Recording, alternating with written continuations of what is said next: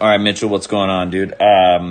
Overall, your swings, some things look really good, but there's a few things that definitely stick out to me a lot when I look at these. And a lot of movement patterns and a lot of what you're going to be doing is kind of more so the way up to the top looks pretty decent, but we're gonna fast forward here because this stuff all looks pretty good. Nothing outlying here like your movement through P2, 3, this whole segment. This is all actually really good. There's nothing like that you're in need of changing. So we're going to keep going till we see something that actually can be an issue. Where here I start to see a little bit of extension in your, or what we call this cupping in your lead wrist, which it's okay. It could be a little bit issue, but here's where some of your issues might come into play. So your first movement from the top here at P4 is a pull down. So I want you to look at this. So look at your knees, okay? And then watch how far the club goes down and how minimal your legs are moving in your club. So your legs haven't squared up and your club continues to pull down. And what you'll notice is that your shaft here is pointed at, or even if you go back a couple frames, it's inside the ball. But you'll notice your knees don't really ever square up, and it's a lot of pull down. Now let's go back just a little bit more. This back line right here, okay? Imagine that this is a wall.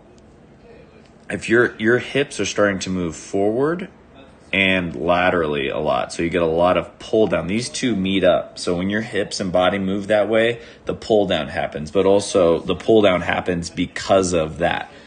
So as you go back and go through, you pull down and you notice your hips are getting further and further away, like so.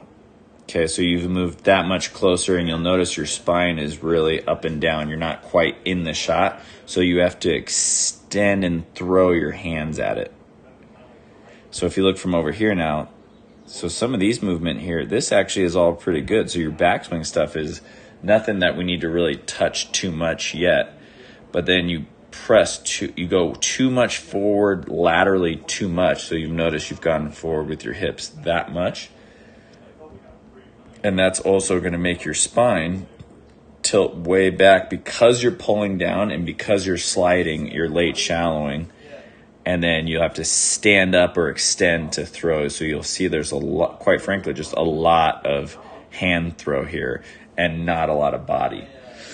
So what we're going to want to do is from the top here, try to keep this easy. First drill is you're going to get on a wall, and you could even use a ball, like a yoga ball even, and press that up against the wall. And as you rotate, I want you to keep that ball pressed against that wall, and I want your spine from this top to go from here.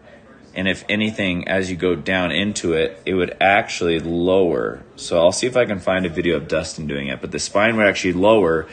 That will kick your hips back, and your hips being back will allow you to stay down and in that shot.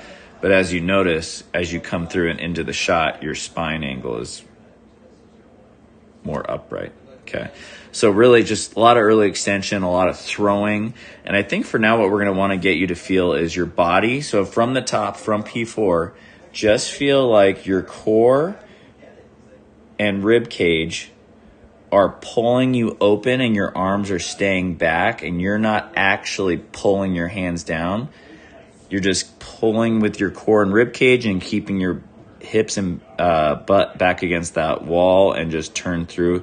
And you can not use a ball and just chip a ball and go really slow. Try to not do this full speed, because if you go full speed or anything, you're just going to go right back to what you feel comfortable with. So good news is you can do a lot of this in the mirror at home. I'm going to try to pop over here and see if I can find DJ's video here.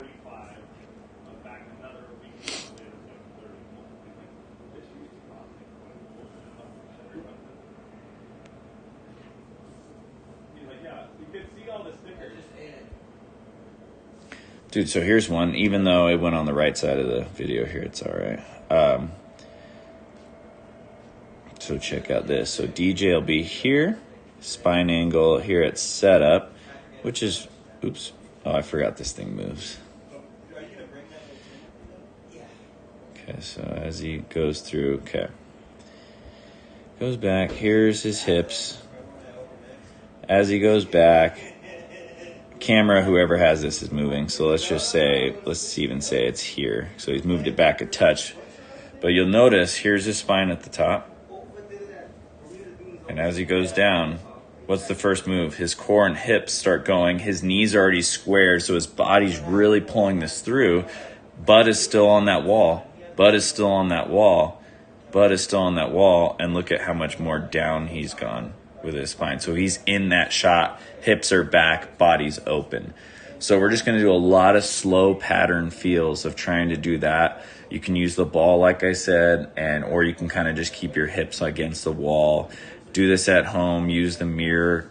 Slower is better, and you'll feel it. And if you want to hit balls, just try to do some shots for now. And let's just keep this slow and progress slowly with this. I think this will be a big movement pattern help for you.